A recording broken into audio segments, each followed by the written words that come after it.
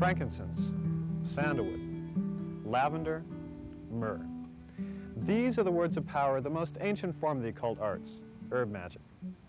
Hello, I'm Scott Cunningham. For the next hour, I'll be your guide into the world of incenses, oils, and brews. Thanks for coming along for the journey, and I hope you enjoy this introduction to green magic. Now, I've written several books on the subject and planned several more. The books are limited to words and pictures. In this video, I'll show you how to do some of these facets of herb magic so that you can see them actually being done. The best way to learn is by doing. And I hope this video will help others to learn and investigate the practices of herb magic. If you think this idea is absurd, the fact that tiny plants can possess amazing powers, think of the white willow. For centuries, herbalists used its powers to relieve muscle pain and spasms. Then science discovered that it actually did relieve pain, and this is still used as a basic ingredient in aspirin. Herbs contain real powers and energies which work on both the physical and the spiritual realms. But don't take my word for it. Try out a few of the simple herbal spells shown here. You'll know by your results if herb magic is effective.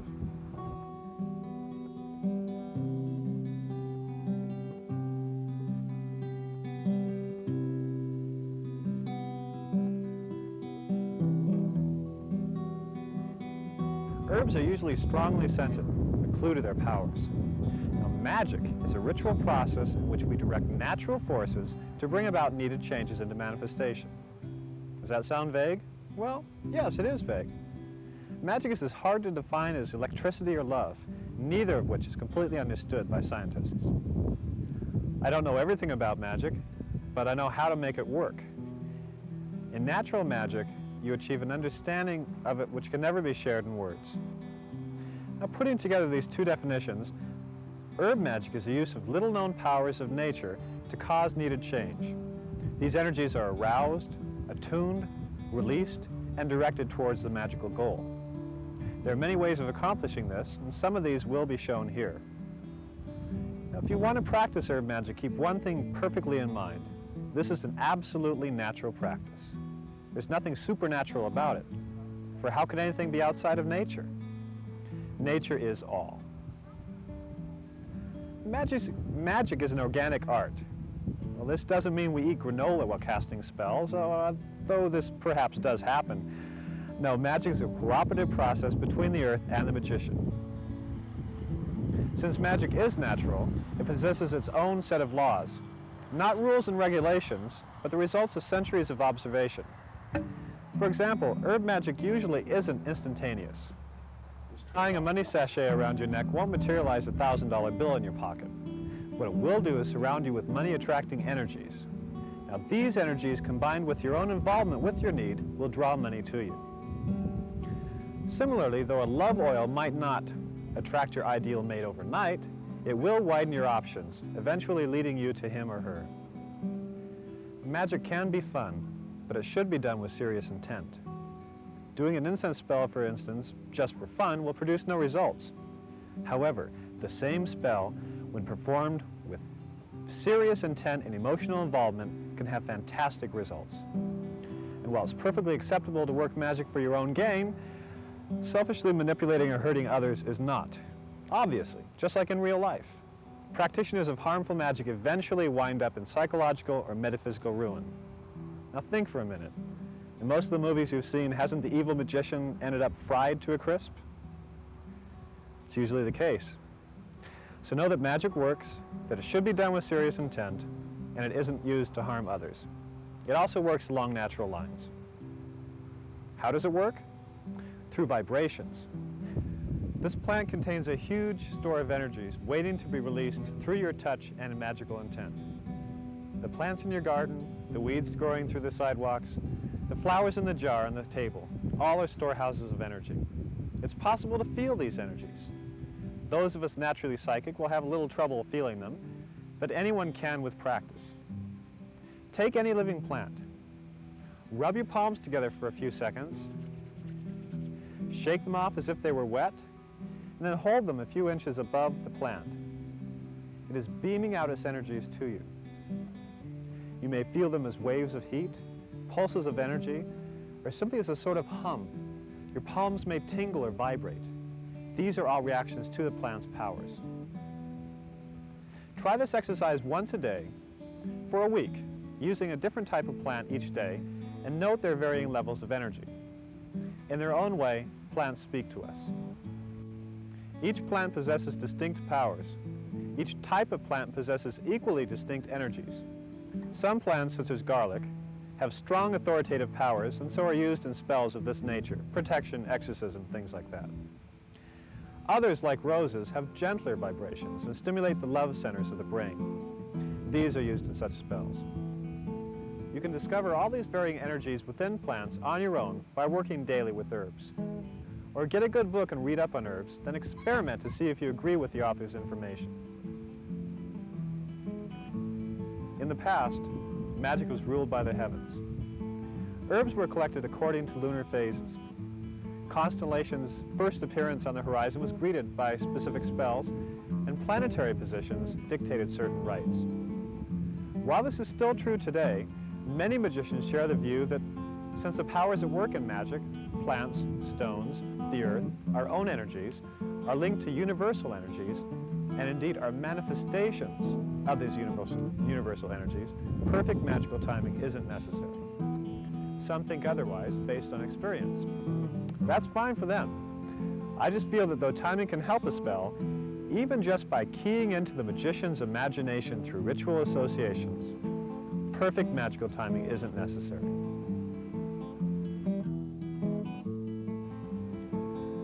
Harvesting herbs is an important part of magical herbalism. In a sense, when you harvest a plant, you're asking it to give up its life to further your own magical goals. So it's important to attune and respect the life force within the plant before harvesting it. One of the ways we can do this is to make a sacrifice by burying something precious or semi-precious at the base of the plant prior to harvesting. Here I am planting an amethyst crystal to give power and strength to the plant as I cut it. You can also attune with the plant by just touching it and feeling its energies and letting them mix and mingle with yours to attune with it before you ask it to make its sacrifice. After that, take a knife, it needn't be one like this, and cut very gently sprigs of the plant.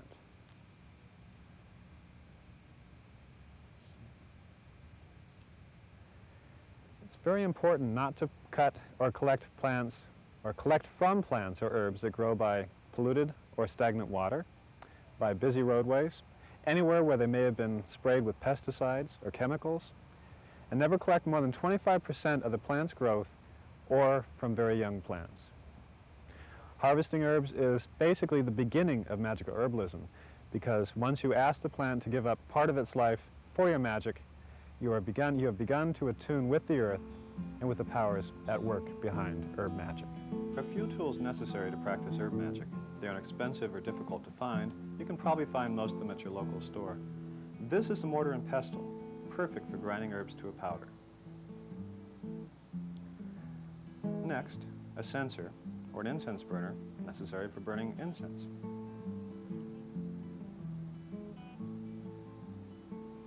Candles, of course, are a necessary tool in herb magic, for the power of flame and color is potent and easily combines with herb power. You'll also need some large wooden or ceramic bowls for mixing. They can be of any material.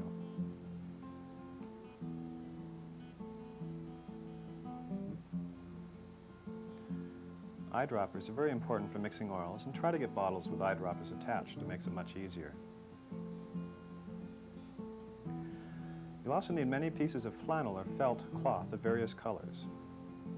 Also, natural fiber cords or yarn.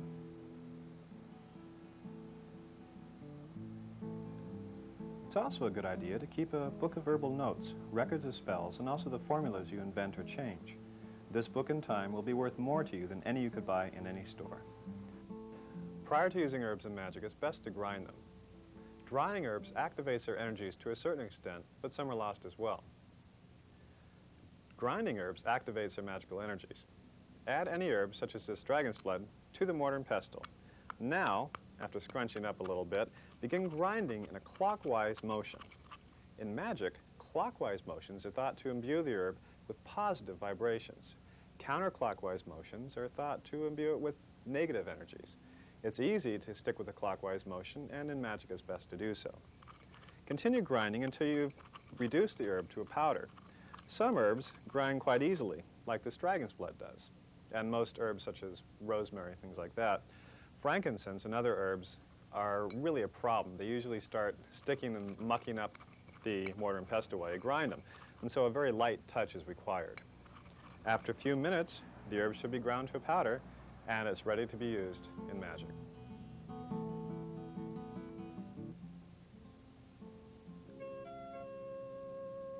Incense, magic smoke, smoldering herbs and spices, oils and barks. Sense of magic, incenses to change your life. For centuries, witches and magicians have used incense and magic to strengthen the effects of spells and rituals. Powerful recipes were once kept secret and were rarely passed to others. When these incenses were burned in ritual, they drew love, money, power, and protection to the magician, drove out evil and sickness, and enhanced spirituality and psychic awareness. Okay, let's make a protection incense. You'll need rosemary, cedar, and juniper berries. All these herbs have been ground. We're going to make granulated or powdered incense. This is the easiest type to make and the most used in magic. Sticks, cones, and blocks are fine, but are difficult to make without practice. Start with the powdered forms first. Once the herbs are ground, they are enchanted. This applies to all forms of herb magic. Enchanting or attuning herbs reaffirms the energies you've aroused during the grinding process. You can enchant each herb separately or mixed together. For time considerations, here I'll enchant them collectively. You decide what works best for you. Pour each herb into a mixing bowl, keeping in mind the eventual purpose of the herb product, in this case, protection. Now, rub your hands briskly together to sensitize them above the bowl. Start running your fingers through the herbs in the bowl, mixing them, blending their energies as you continue to visualize your magical goal. While doing this, visualize or imagine your fingers streaming with your own energies. With your imagination, charge this energy with protection, since this is a protection incense. This energy mixes with that of the herbs, and as you continue to mingle the herbs, they absorb this power. Mix until you feel the herbs tingling or vibrating. If you wish, chant a simple rhyme which encapsulates the energies you need in the final product. Once you know the herbs are glowing and radiating energy, that's it. The incense is made. Now to burn it. You can burn it as part of a larger spell or simply use it as a ritual in and of itself. You need a censer, an incense burner, as well as a charcoal block. This isn't the kind you use in the barbecue, but a specially made charcoal for incense use. These are available at religious supply stores or by mail from one of the retailers shown at the end of this video. If you can't find a suitable censer, take any bowl and half fill with sand. This makes a fine censer. Now, light the charcoal block. As you do this, it will start to sputter and glow. Quickly place it in the censer and wait until the sputtering and glowing has stopped. If you don't like the smoke this causes, hold the block next to an open window.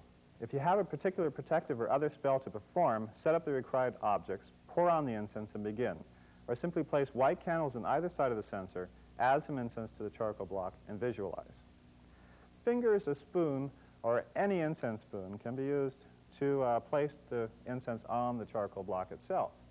Fingers aren't best because it's difficult to accurately place the incense on the block. Spoons give greater control. As you light the charcoal block and add the incense to it, you are keeping the spell in mind, visualizing protective concepts or objects. And that's about it. Let the smoke rise until it stops, then add a bit more incense to the charcoal. Repeat this until you're satisfied the incense has done its work. All this time, you're still focusing your mind toward the incense's goal. If, for example, you're needing personal protection, see the smoke swirling around you to form a protective film or shield against which no negativity can cross. If guarding the home, car, or another person, visualize accordingly. Here are 4 more incense recipes for you to try. With experimentation, you'll discover your own blends. Power incense is burned when the magician needs extra energy for spells and rites. Luck incense is used as a gentle purification incense and also to change your luck from bad to good. Burn with concentration and vow to put yourself in lucky situations. Burn wishing magic incense when performing wish spells or during any kind of magical rite. To attract a passionate love, burn this incense before a night on the town.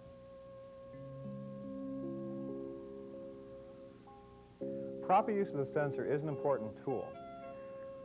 With a swinging censer, you have greater control over its motions. There are 3 basic ways to move the censer: in a clockwise circle, a counterclockwise circle, and a side-to-side swing. Clockwise or deosil swings invite positive vibrations, deities, and energies. This is used to bless or consecrate for protection and other positive types of magic. Counterclockwise or Widdershins motions dispel negativity and are used in exorcisms, banishings, and purifications. Most Widdershins censer movements are immediately followed up with deosil or clockwise swings to cancel out the negative energies which inevitably remain. Side-to-side motions are often used at altars to invoke goddesses and gods, ancestral spirits, or elemental forces. It's important to practice until you can perform the swing with ease, otherwise you may have your censer spilling its charcoal onto the floor. When censing rooms in an entire house, move slowly from room to room, swinging the censer and replenishing the incense when necessary. Of course, you needn't swing the censer at all. For many rites, it's more important for the censer to remain on the altar or between flaming candles. But when censer movement is required or desired, you'll know how to do it. Work with incense. It's a powerful tool.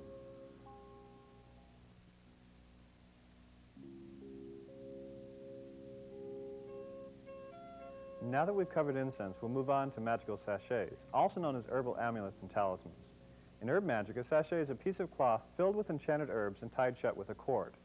Magical sachets are a convenient way to capture and gently release the powers of herbs. They can be worn, placed behind objects, in the home, under your pillow, up your chimney. The range of possibilities are limited only by your imagination. For sachets, you'll need a good supply of colored flannel or felt. 8 to 10 colors are a good basic selection, but I have 5 here for demonstration purposes. You'll also need some cord or yarn of the matching colors, preferably wool or cotton, but synthetics will do. For amulets to wear or carry, use a 4 or 5 inch square piece of cloth. For household use, an 8 or 9 inch square is fine. Right now we'll make up a third eye sachet, one designed to boost your own psychic powers.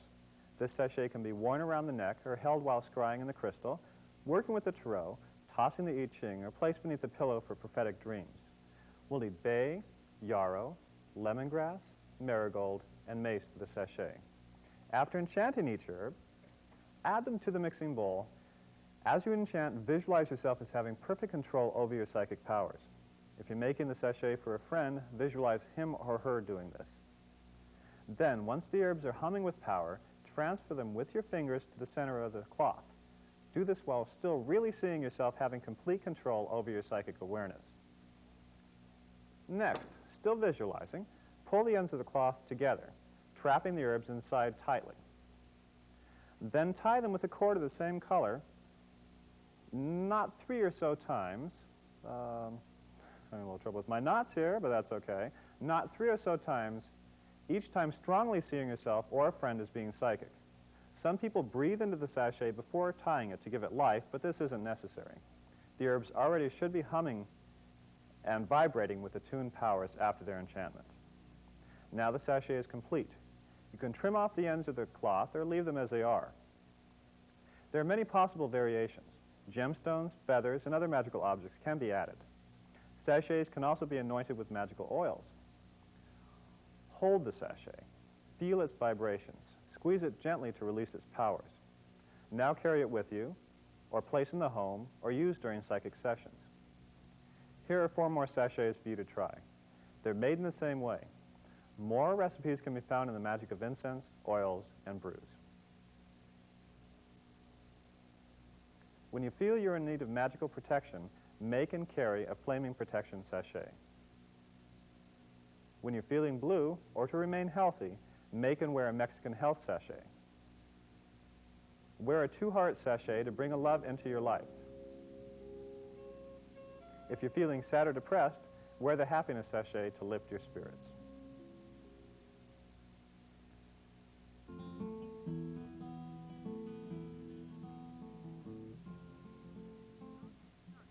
Right now we're going to do a lemon and pin spell. This is a protective spell for the home utilizing a green or unripe lemon and comes from Italian folklore.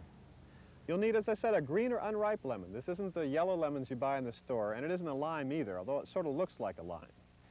No, this is a lemon you have to get from a friend who has a lemon tree. So if you have one, If you have a lemon tree or a friend who has one, latch onto it because you definitely need it for this spell.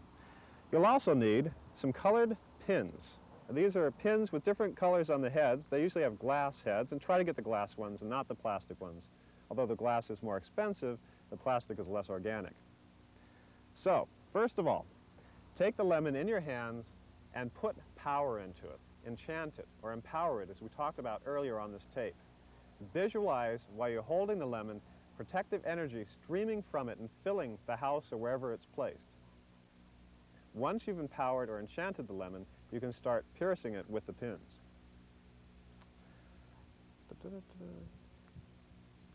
So as you place each pin and push it in about halfway, again, reaffirm the visualization within your mind. See this as being a huge lock or brilliant purple streams of energy which actually burn away all negativity.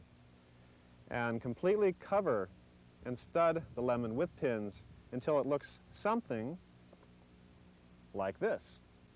So it looks like a satellite, doesn't it? A Sputnik or something. Well, this is a powerful protectant for the home. Now, after about 6 or 8 months, it will have dried and shrunk to something that resembles this, which again isn't exactly attractive, but it does guard the home and its possessions.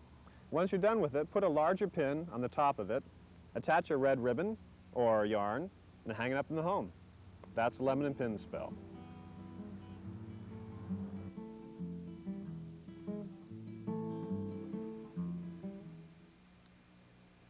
Another way to use herbs and herb magic is by making something called Herbal Petitions. In a sense, this is sort of like an amulet or a magical sachet that's burned.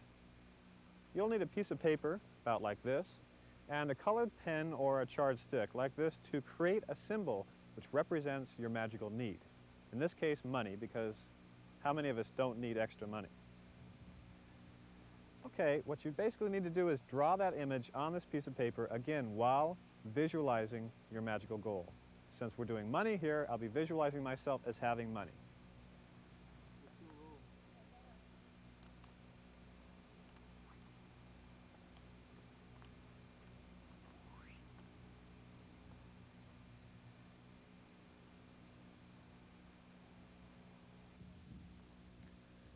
After drawing the symbol, you need to enchant herbs. Now, since this is a money ritual or a money petition, I've ground and enchanted cloves, patchouli, and vervain, 3 herbs long associated with money. Okay, so after enchanting the herbs, take the piece of paper on which you've inscribed the symbol and transfer some of the enchanted herbs to the center of the paper, like so. Now, carefully fold up the paper, trapping the herbs inside of it. And now the only thing that's left is to light it. Light it on fire and burn it up into ashes. When you light something on fire, you change its physical structure, and in magic, you're releasing the energies locked within the object, in this case the herbs and the paper and the symbol, and letting them go out and bring your need into manifestation.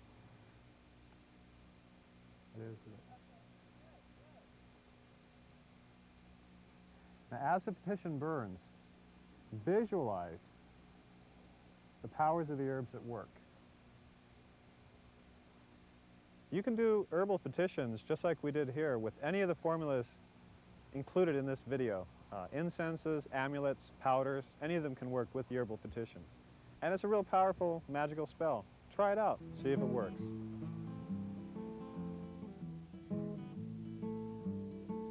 Herbs are often found growing near water. One of these includes celery. The seeds are eaten to promote concentration. Watercress, used in money spells.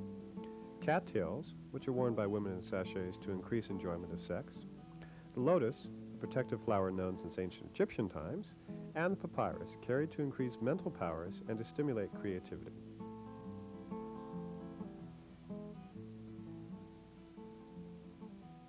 Oils are a wonderful way to capture the powers of herbs, but there is another process available for us to use. It's called tincturing or maceration. In tincturing, we use 192 proof alcohol, or ethyl alcohol, to capture the powers and essences of herbs. Now, this isn't the rubbing alcohol you buy in the drugstore.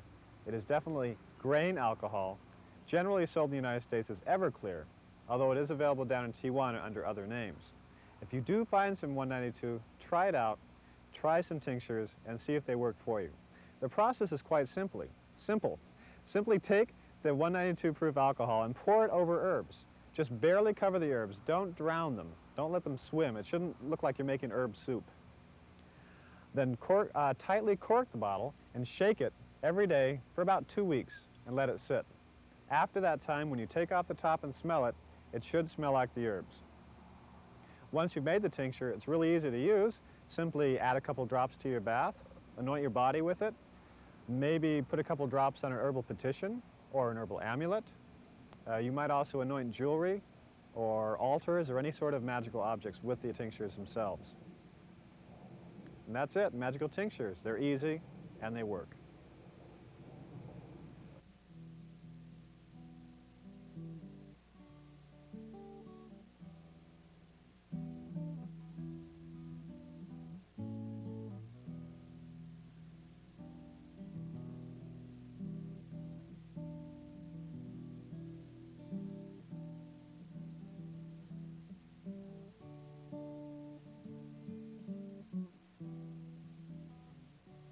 Sage is available in a wide variety of species.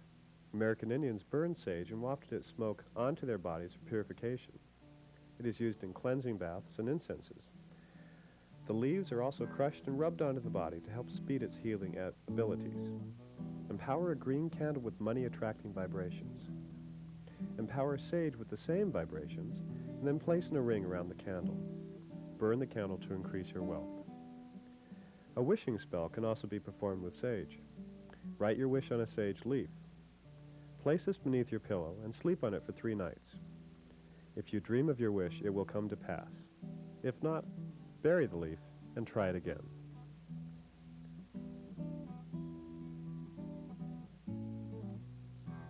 Rosemary is an ancient plant with numerous magical properties. Add some to the bath for purification. Ring pink candles with this herb to draw love. Hang from your doorpost to guard the home from thieves.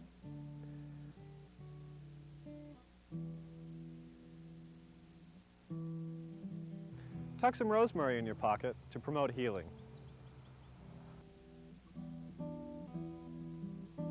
Spearmint is another herb with magical, not necessarily medicinal, healing properties. It is worn, used in herbal amulets, or added to the bathwater for these purposes. Smell fresh spearmint to sharpen mental powers. If you have trouble sleeping, nightmares, or perhaps feel you may be subject to attacks, psychic or otherwise, during your sleep, place some fresh spearmint beneath the pillow or mattress. Or sleep on a pillow made of dried spearmint for this purpose.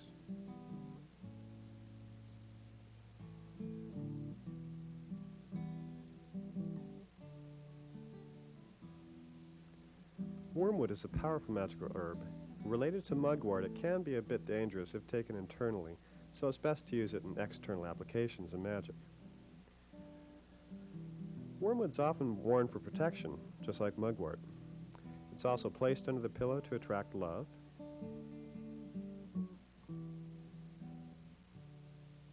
The castor bean is a very familiar plant to many people, maybe not in its looks, but in its applications. Castor oil is pressed from the seeds, often called beans. In magic, castor beans or seeds are used for protective purposes. They're carried or placed in sachets for this reason, but since they're very, very poisonous without proper processing, please don't take them internally.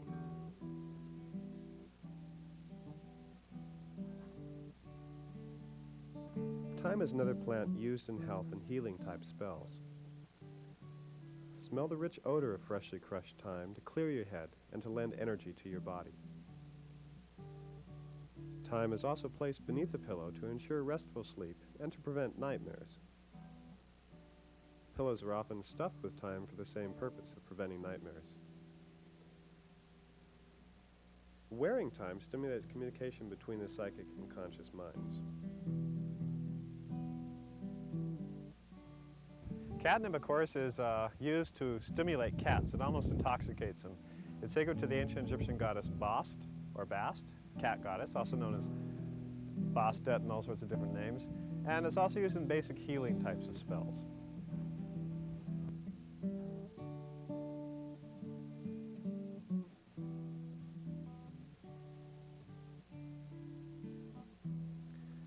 Recognize this flower?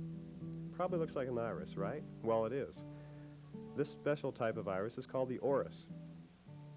The root is powdered and added to love incenses or sprinkled on the sheets and rubbed on the body to bring love. Growing the flower in your garden spreads loving vibrations throughout your property. If you wish, construct a pendulum by attaching a cord to a piece of the dried orris root and use this to contact the subconscious or psychic mind. Orris can also be added to any psychic type sachet or incense.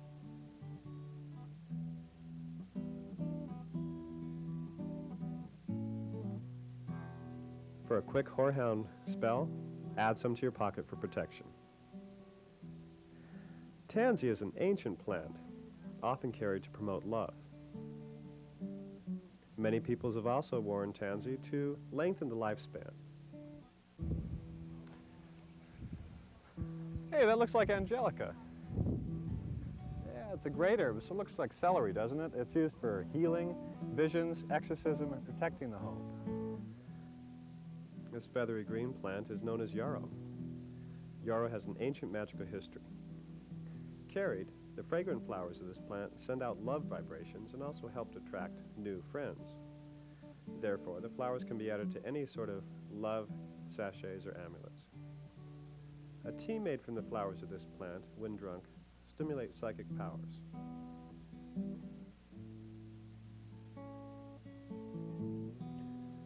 This green plant is known as mugwort. Mugwort isn't as bizarre as it sounds. Mug simply means mother, and wort, W-O-R-T, means herb. Mugwort, when stuffed into a pillow and slept upon, produces vivid psychic dreams.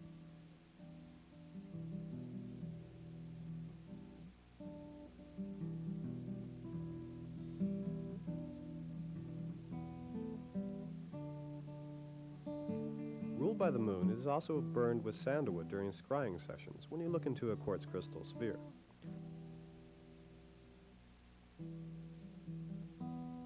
And a brew of mugwort is used to wash quartz crystal spheres or magic mirrors to heighten their abilities to tap our psychic minds. Mugwort is often placed near the bed or worn to promote healing and is carried for protection.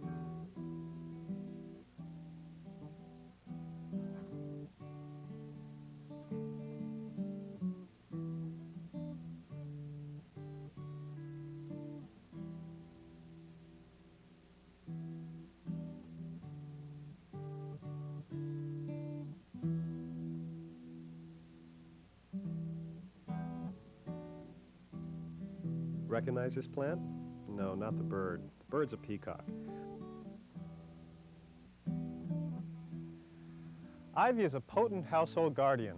Grown in the home, or even a piece of it placed in the home, it protects and guards everyone within it.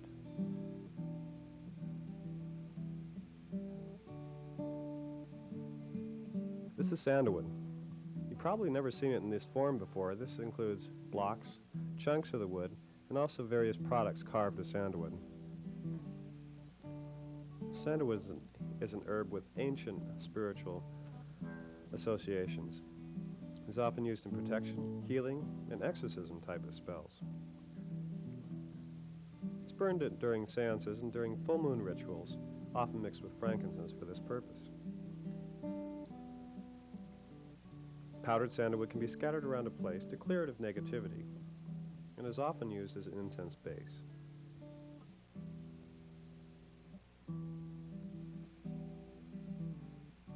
This is a very rare herb called wood aloes.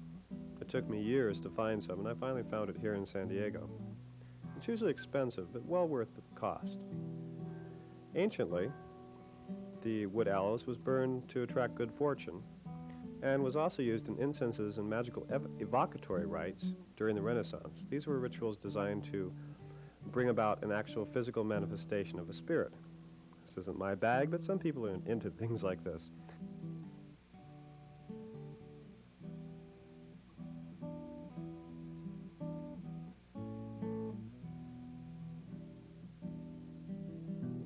This is dragon's blood.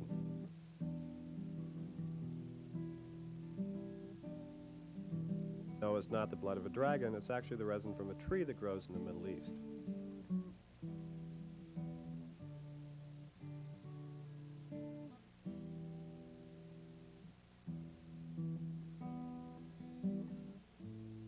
Dragon's blood is used in protective rituals, is used in rituals designed to attract love. It's added to other incenses to increase their potency and power, and is burned as an incense to drive away evil or negativity from the place in which it is burned.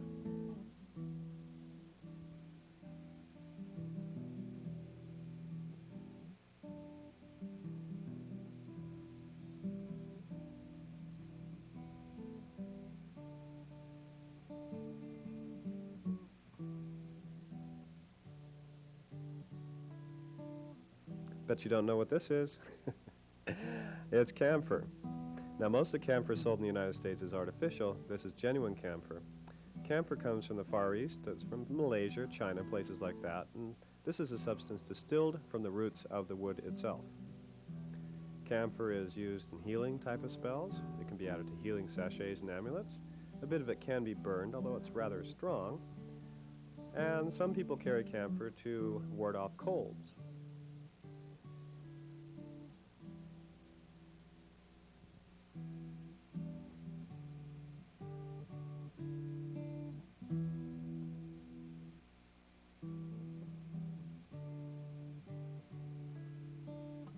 Copal is a herb, actually a gum from a tree that grows in Mexico and Central America.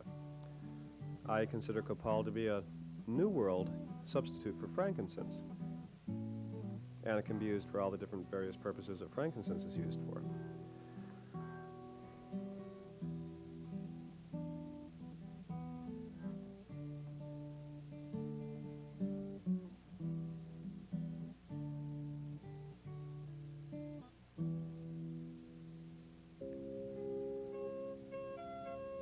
Spicy carnation, sweet rose, bitter geranium, resinous lavender. Oils are liquid herb essences containing all their powers and magical effectiveness. Scents or aromas may be summed up as vibrations we detect through our sense of smell. True rosemary oil, for instance, contains most of the energies that the fresh herb itself does. Thus, either the herb itself or its oil can be used in magic with equal effectiveness. I'm talking about natural oils here, or rather oils that have been extracted from plant materials by steam distillation, alcohol extraction, and by other methods. Although you can find a large variety of so-called essential oils in gift shops and other stores, few, if any, of these are unadulterated, and many are completely synthetic. It takes a trained nose to tell the true from the false in oils, the full strength from the diluted. But unless you're prepared to spend several $100s on quality oils, use the ones that feel right to you, that seem to smell the way nature intended. That's most important. $100 an ounce oils are more effective magically because they are true plant oils. But use what you can find, or if you're adventurous, make up a few. You can do this by using a variation of enfleurage, a process whereby the essential oils of flowers or leaves are transferred to a fat or oil. Using a clear, lightly scented oil, such as apricot or safflower, you create a scented oil, not a pure plant oil, but with luck and practice it can come close, and it certainly is magically effective. To make your own oils, you need a large supply of fresh or dried flowers, leaves, or seeds. Scented oils can be made of one ingredient or a combination of several. It's best to start with one herb first. You'll also need a large, open-mouthed jar with a tight-fitting lid, cheesecloth, and a good base oil, such as apricot, safflower, or sesame. Don't use olive oil. Its scent is too heavy for good results. In my book, Magical Herbalism, I described this process, but didn't include the cheesecloth. Since the oil has to be strained periodically, the cheesecloth makes this much easier. Now fill the cheesecloth with enough flowers or leaves to fill the jar. It depends basically how big of a jar you use, how much flowers you actually need, but this is good for our demonstration purposes. Now, put the cheesecloth into the jar and cover it with a light base oil, such as safflower or apricot.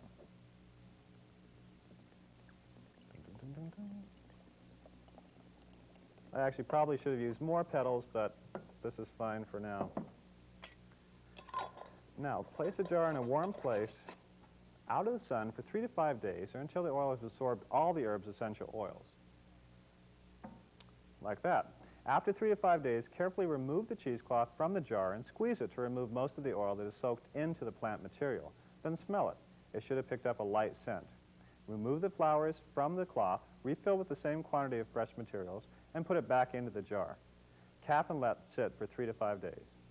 If this is repeated several times, the number varies with different herbs, the oil should become heavily saturated with the plant's scent. After the final straining, bottle and label the oil.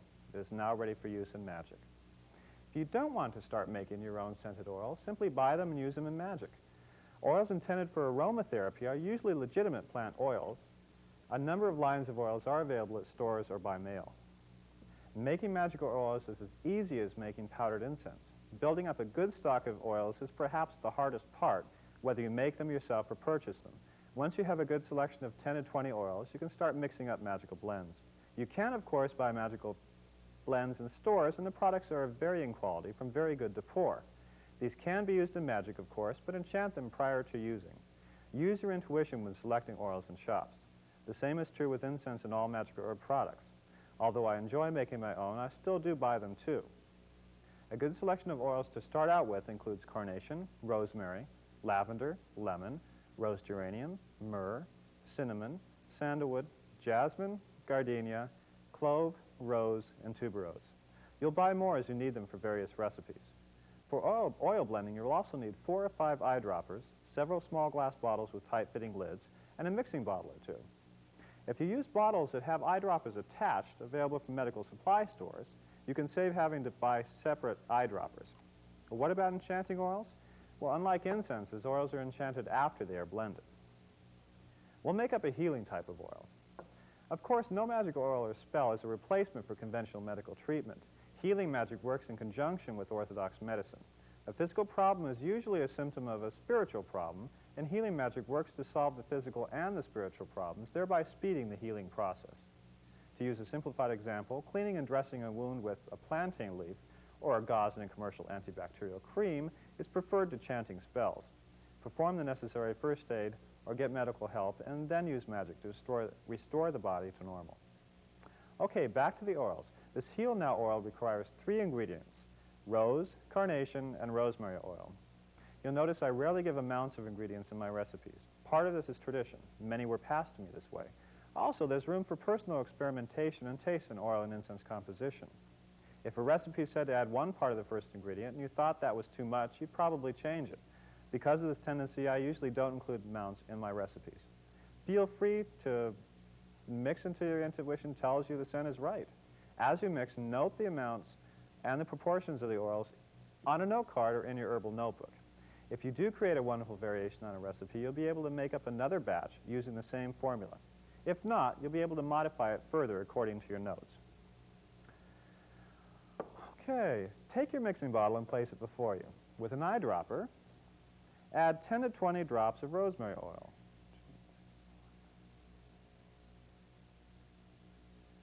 15 is good enough. This should be the dominant scent. Why? Well, because rosemary is a strong herb. Looking at the recipes, you'll eventually know intuitively which should be the dominant scent. Now, add 6 to 12 drops carnation oil. If you're using separate eyedroppers, do use a new eyedropper for each oil, because otherwise all the eyedroppers will get mixed up with the oils from the various uses. Something like that, I don't know. Swirl the bottle gently clockwise, strong enough to mix the oils, but not strong enough to cause bubbles and foam in the bottle. Now smell it. If it seems right, fine. If not, add more carnation until the amount is right. Remember to record each ingredient's amounts on a card or in your herbal notebook. Mix it if you've added more, and then sniff again. Do you feel something? Perhaps an energy or a rush of power to your head? Good. That's the power of the herbs and oils coming at you. It's still raw and unrefined, but with time it will mellow and grow in power. Seems pretty good. Now we'll add some rose oil. Let's say half as much as the carnation. 2, 3, 4. Close enough. Swirl it again, and then smell it. Not bad. It smells resinousy, spicy, and sweetly floral. If the scent seems right to you and the vibrations of the oil are strong, you've finished your first magical oil. Use the same proportions to make up a larger batch, say 1/2 cup or so. Now enchant it, holding it in your hands and strongly visualizing the oil filled with healing vibrations. Once it's pulsing with power, bottle and label it. It is ready for use in magic, but for best results, let it sit for 2 weeks for the oil's energies to blend. Using this technique to blend all your magical oils, you can build up quite a big stock. Use recipes I give you here are ones you find yourself or create. Store your oils in jars with tight-fitting lids, out of sunshine in a cool place. There are virtually endless ways of using oils in magic. They can be rubbed onto the body to bring their influences inside us, added to bath salts, combined with dry ingredients to make incense, dropped onto magical sachets to intensify their powers, used to mark out magical runes or symbols, applied to candles which are then burnt, releasing the oil's energies, and so on. Some magicians have a stock of 100 herbs and flower oils with 10 to 20 magical blends. While this is fine for a start, 10 or 12 oils are a good number to start experimenting with. Here are 4 more recipes you might enjoy. They, like all the recipes in this video, have never before been made public. To foretell future trends, to enhance your natural psychic talents, wear crystal vision oil. For protection from ills and banes of everyday life, wear this oil. Wear Hawaiian love oil when you're seeking a mate. To attune your consciousness to higher planes of awareness, wear spirituality oil. Magical oils don't end there. Several things are sometimes added to oils to boost their powers. Enchanted roots, herbs, or flowers are often added to oil. Orris root and love type oils, cloves and money recipes, frankincense and protective, exorcistic, and purificatory oils, and so on. Semi-precious stones are also often added. Small pieces of turquoise can be added to protective formulae, jade to healing, tiny quartz crystals to power formulas, lapis lazuli and happiness oils, moonstone or pink tourmaline for love oils, and so on. Get a good basic guidebook on stone magic and go from there. Now, these are the first steps in blending and using magical oils. Keep mixing and smelling, and you'll soon find oil magic becoming a part of your everyday life, for it's the easiest form of herb magic.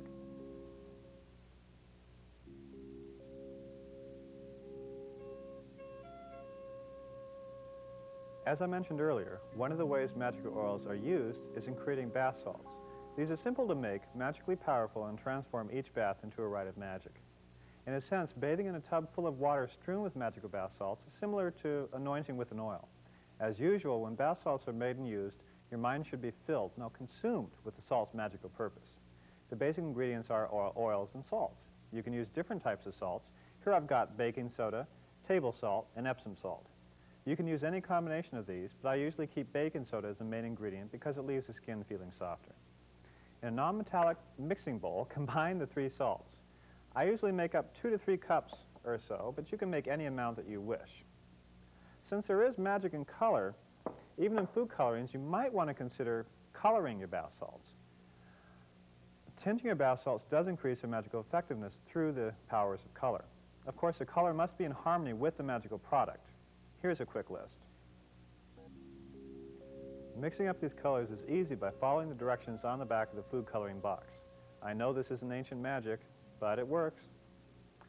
Okay, if you want to color your bath salts, mix the colorings, if 2 or more are necessary, to create your color in a teaspoon first, and then blend it to the mixed salt. As a demonstration, we're going to make a money bath. Since green is a color I associate with money, we'll color it green. Simply drop 5 to 10 or more drops of coloring onto the salt. 4, 5. The amount varies and depends on the amount of salt you're mixing and the intensity of the color you desire. Again, it doesn't really matter as long as you're satisfied with the final product. Now start mixing using a spoon. Blend the color into the salt with a firm hand, and it isn't easy, believe me. It'll take you a few minutes to do this, but eventually the salt will take the color evenly. If it seems a little too light, add more salt. Well, add more oils to the salt. When you're finished, it will look something like this. Now we're ready to add the oils. For this money bath salt, we'll need tonka, cedar, clove, and patchouli oils. Using eyedroppers, 1 for each oil, add from 3 to 6 drops of each to the salt. If you space the oil drops on the salt, it makes it much easier to mix it up. I did say from 3 to 6 after all. Use your intuition when adding the oils to the salt, as always in herbal magic. You'll know when the scent's right. Just a couple more patchouli, come on. There we go. Okay. Now start mixing again. Mix them thoroughly clockwise, of course, concentrating on the bath salt's magical purpose. Here, it's money, and not just money, but on your need for money. See that need being fulfilled and pour all this energy into the salt as you mix it. When you've added all the oils, continue mixing until the salt's completely saturated with the oils. The scent should be quite strong, and this certainly is. And the stronger the scent, the less salts you'll have to use in your baths. If it's a fairly heavy scent, you'll probably can use 2 or 3 tablespoons to the bath. If less strong, use more than this. Now that it's fairly thoroughly mixed, enchant the bath salts as I've described in the incense section of this program. Bottle and label it, and you've finished your first magical bath salts. There are many formulae for magical bath salts, and indeed any one oil can be used by itself. Carnation bath salts, for example, are useful for increasing your energy and for healing and protective purposes. A simple rose bath salt is fine for attracting a love. As you bathe in the scented water, let your magical need fill your being and feel the oil's powerful vibrations permeating yourself. The bath salts will do their work. Here are 4 more recipes for magical bath salts. Have fun with them. Bathe with this mixture to bring luck into your life and also as a gentle purificatory rite. When you wish to achieve higher states of consciousness, bathe in this spiritual blend. Purification bath is used as a general cleansing bath prior to ritual. Bathe in love bath to draw interested people to you.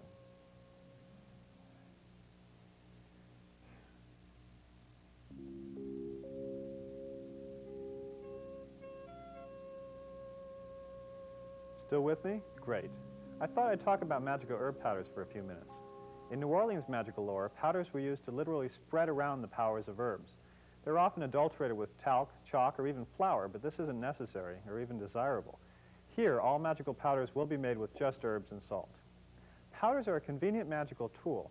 Protective powder, for instance, can be sprinkled onto floors, in purses or wallets, in your car, wherever you need extra protection. Love powders are rubbed onto the body and sprinkled onto clothing. Healing powders are strewn in the sick room and also placed in the bed. They're quite simple to make. For an all-around protection powder, you'll need rosemary, frankincense, and salt. Of course, the herbs should be ground to a powder in the mortar and pestle first. First, I'll powder the frankincense. As always, keeping in mind the powers of the finished product. So while I grind, I visualize protection. And as I continue to grind, I visualize protection. Okay. That's close enough to a powder. When I have enough frankincense, I pour it out into the bowl and start grinding the rosemary, which I hope will be easier than the frankincense. The herbs should be reduced to the finest possible powder. To do this, you might want to pick out the stems from leafy herbs. For barks and woods, such as sandalwood, you can grind for hours, as I used to do, or you can buy it pre-ground. Well, I think it's going to take several minutes to powder this, so we'll just wing it.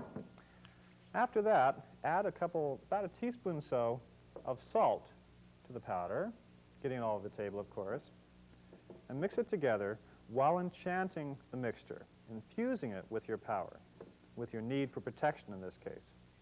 After that, it's done. Use it immediately or bottle, label, and store until needed. Powders like oils, bath salts, and sachets can be given to friends who need a magical boost. If you do make them for others, when you enchant, visualize her or him as receiving the benefits of the mixture. I'm sure as you make magical powders, you'll think of new ways to use them and new formulas as well. One of the best uses I've found is to sprinkle your magical altar with the appropriate powder for love rituals, love powder, and then burn the correct incense, the right candles, and so do your spell. Use prosperity powder when you need extra cash or wealth in any form. Sprinkle power powder in your pockets or on the altar for extra magical energies. Love powder is spread on the sheets and rubbed onto the body to draw love. Place a large bowl of healing powder in the sick room and sprinkle in each corner of the room. Hi, right now we're going to do a practice called scrying, or herb scrying. In this, we utilize the powers of herbs to strengthen and fine-tune the psychic powers which are the gift of all of us. We are all psychic. We all have psychic minds, which is often called the subconscious mind. Unfortunately, visualize this as being the subconscious mind, and visualize this hand as being the conscious mind. Fortunately, the conscious mind has a firm grip or grasp on the subconscious mind and blocks the psychic signals that are always coming into it. So we can utilize herbs to strengthen our natural psychic powers. To do this, take an herb such as thyme, patchouli, cinnamon, marigold, yarrow, or peppermint.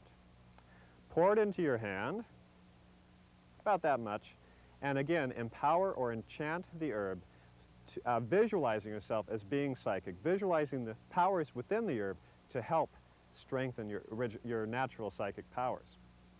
After empowering the herb, scatter it on bare ground or on a plate or on some flat surface. Close your eyes for a few minutes, visualizing yourself as being psychic, as having complete access to your psychic powers, then open your eyes and gaze at the herb itself. After a few minutes, if you're properly attuned and the herb is properly empowered, the patterns, the random patterns produced by the herb will trigger your subconscious mind and allow psychic impulses to come in and contact your conscious mind. When this happens, true communication between the two minds has taken place and psychic awareness has begun.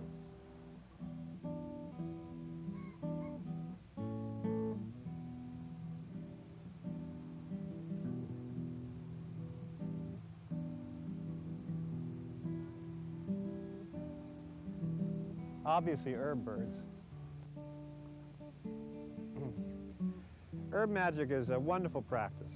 It's the most satisfying form of magic I know because it basically is a union between we, the magicians, and nature. And let's face it, nature is our mother. Nature is the universe. Nature is our microcosm. It's our home. And so using herbs, the gifts of nature, in magic, helps us connect with the earth. Herb magic isn't necessarily ecology, but certainly the ideas behind ecology, preserving our planet, very well fit in with the idea of herb magic.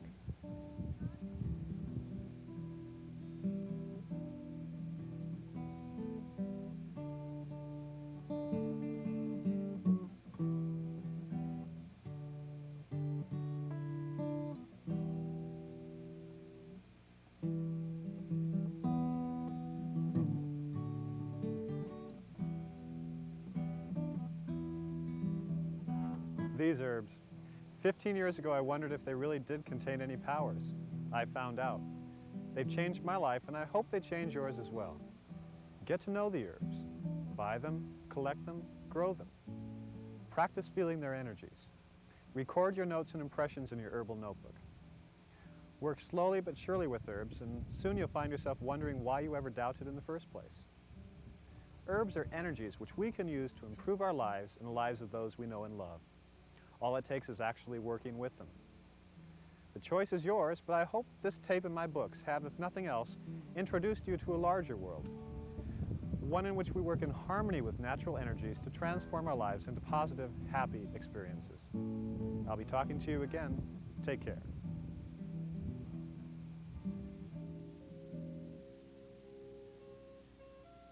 Scott Cunningham's Herb Magic books are available at bookstores everywhere or direct from Llewellyn Publications.